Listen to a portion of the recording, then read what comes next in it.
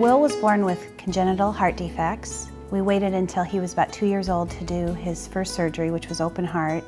And by that time, secondary heart issues had arisen, so it made the surgery a little more complicated. There was some problems with the electrical system in the heart, and they immediately put in a temporary pacemaker in hopes that his heart would regenerate the electrical system. 2 days post-surgery, we also noticed he began having seizures in the PICU, and he went through a series of tests where they determined that he had had a stroke during the surgery. And at that time he was completely paralyzed on the left side of his body.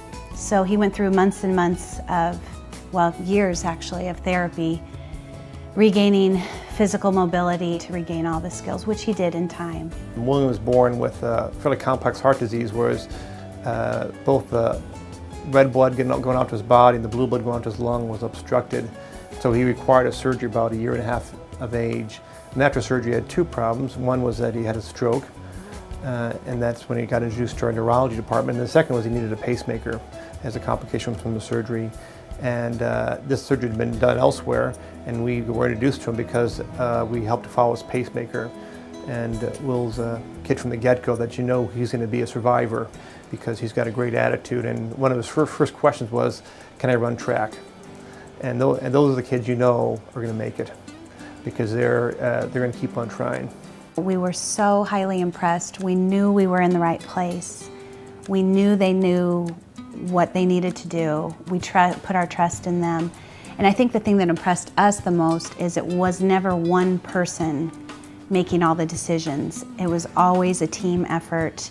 So we felt very confident in the fact that they were being so careful and methodical about the decisions they were making about Will's health. We were concerned with his physical complications, but he's found that he can still run track. He loves to swim. Will is my hero. He is the toughest kid that I'll ever know.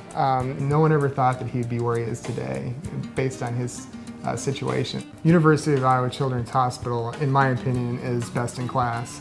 There's no other place that I would ever take my child, especially with his condition. It's just this great place. It's just this high technology, really fun place. It's almost like you're having fun. Thank you doesn't even cover it, but thank you for looking at Will as your own child and treating him with dignity and class, compassion, and just being so supportive and caring. There aren't words to say how much gratefulness we have for them. We're just so incredibly thankful to have our healthy son.